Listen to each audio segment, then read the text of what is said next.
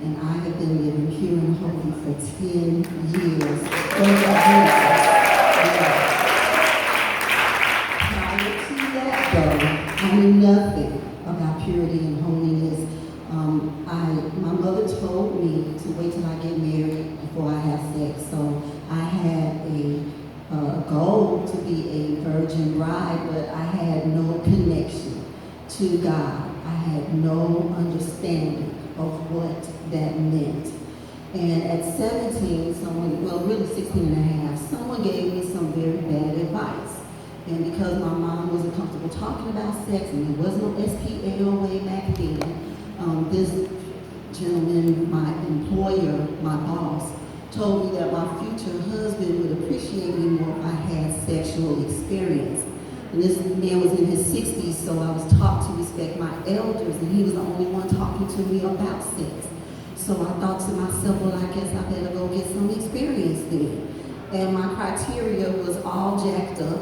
It was the 70s, so I figured he had to have a big afro, he had to be cute, and he had to live close to me because I wasn't driving. And to get in this practice, we need to be close enough to each other to get to each other. That was my criteria. That was stupid. But I had no other voices speaking to me. And the church wasn't preaching about this, okay? Not mine, at least. So when I made 17, someone moved on my block that fit that criteria. I started practicing, and for decades, I practiced with different people. And never got the husband. I got a daughter, she's 26. I got a lot of experience, never got the husband, and I was always brokenhearted. Every New Year's Eve would come, and I would just sit there and just cry, and just think about what happened this year. And I wanted so desperately to be rescued from that, but I didn't know how. And again, didn't know anything about SPL. I was in a relationship right before I found SPL with a friend who I had known for 25 years, and I trusted him, I looked up to him, and he was attractive to me. We took a step across the line of friendship. This was very bad. The reason why it was very bad is because at the time he was married. Yes, and going through a divorce, about to go through one. I had no inclination or will to say, I'm going to pray for you so that you and your wife can stay together. Nope, not what I did. I was like, I'm just going to wait my turn. Just going to wait. Yep, that's what I'm going to do. And we caught hell in that relationship. We should have known better. Although there was no sexual intercourse, there was no purity either, because we did everything except that. Okay? That's not pleasing to God. Not pleasing. So when we broke up, actually, he was the one that broke up with me. And I thank God, and I have thanked him for doing that, because I was crazy glued to him and could not break away on my own. So one day he called me and he said, I don't want you no more. It was devastating. Now, this was the second devastation in my life, because my child's father pretty much said the same thing by refusing to get married. So these were two painful hurts, breakups, traumatic for me, very traumatic for me. So one day I was sitting on my couch in my living room, and I just started crying and yelling and screaming at God. I was so mad. I was like, all I wanted to do was get married. That's not a bad thing. Why do I have to go through all of this? Why don't you just kill me? If you don't want me to live, if you don't want me to be happy, why don't you just take me out right now? What you waiting for? You know, I apparently can't do right.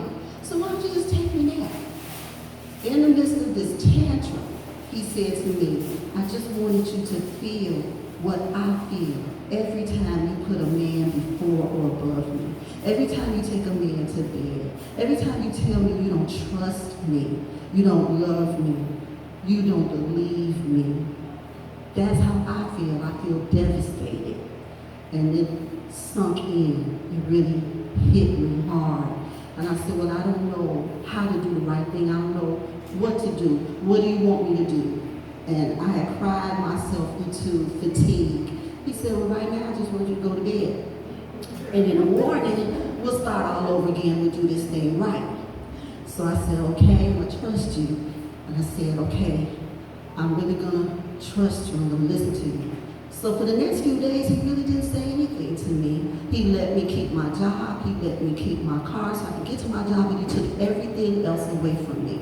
Income property's gone. Credit history or ratings gone. It was in the toilet. I had to send my daughter to her father's to live with him for a little while because I was so messed up, and I didn't want her to take any of that on. Okay, so he stripped all these things that I had made idols away from me. He stripped them all. And one night I was watching TV and I saw Sister Debbie on the television. And I don't even remember what she was preaching about. I just know I was glued to the TV. I had never heard a message like this before. And it drove me to do some research about SPL, and I found out they were having a conference called the Do's and Don'ts of Dating.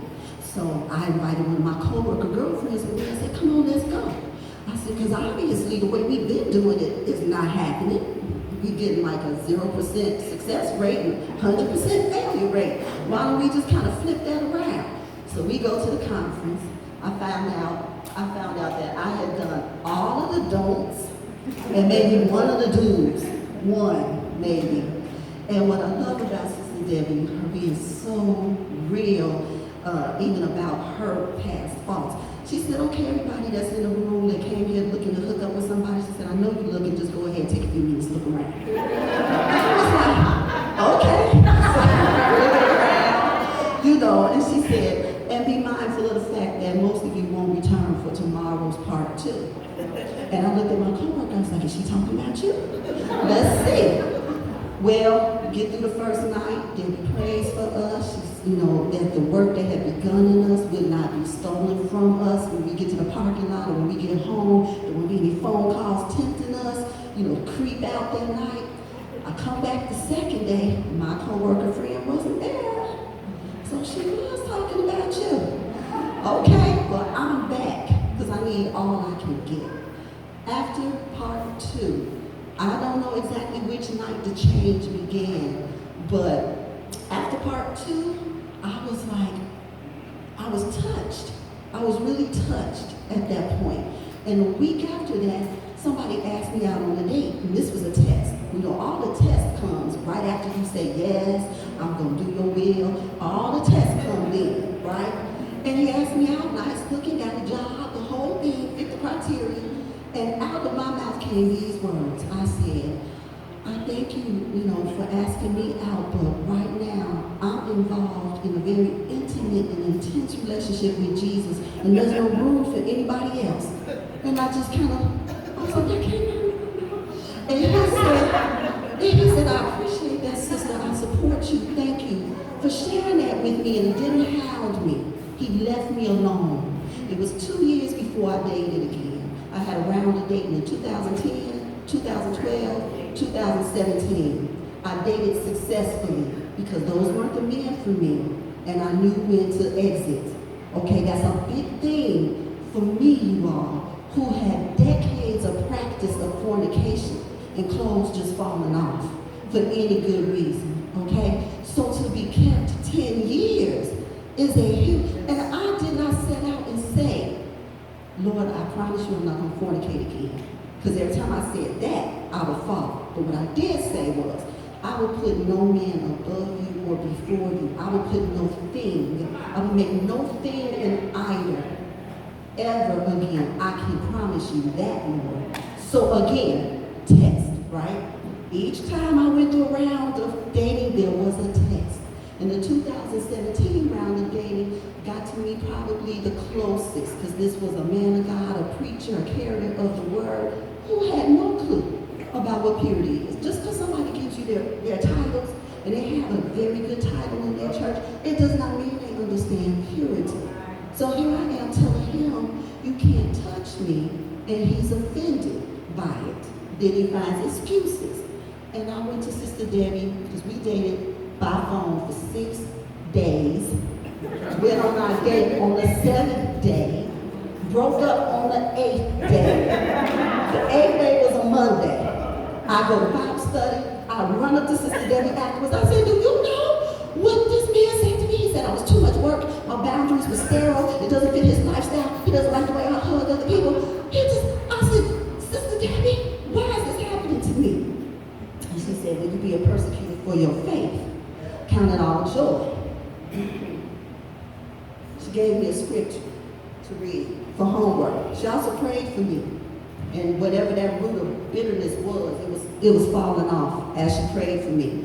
But 2 Corinthians 12, verses 8 and 9 in the Amplified Bible says, concerning this, I pleaded with the Lord 3 times that it might leave me. But he has said to me, my grace is sufficient for you. My loving kindness and my mercy are more than enough, always available, regardless of the situation. For my power is being perfected and is completed and shows itself most effectively in your weakness. Therefore, I will all the more gladly boast in my weaknesses, so that the power of Christ may completely enfold me and may dwell in me. Yes, I applied this to me. Concerning these 3 rounds of dating, I pleaded with the Lord 3 times, 2010, 2012, 2017, that this test might leave me, but God left it there to make me strong. Because of SPL, you all, I am walking now in purity. I have been elevated to leadership in SPL. I have been elevated to leadership at my church. My pastor asked me to start a singles ministry at my church. He had been watching me, and the effect, the anointing on this ministry, he was watching it through me, you all. You never know who's watching. Okay, be ready. When the Lord calls you up and out to let your light shine, don't be embarrassed. Don't be afraid. Don't be ashamed. Be bold. Be bold. That's what we need now, because this world is giving other messages. But SPL is giving you the truth. How many churches are doing that? Not many. Okay, so I thank God for SPL. That is my testimony. I'm sorry I went over a little bit, but I just did what God asked me to do.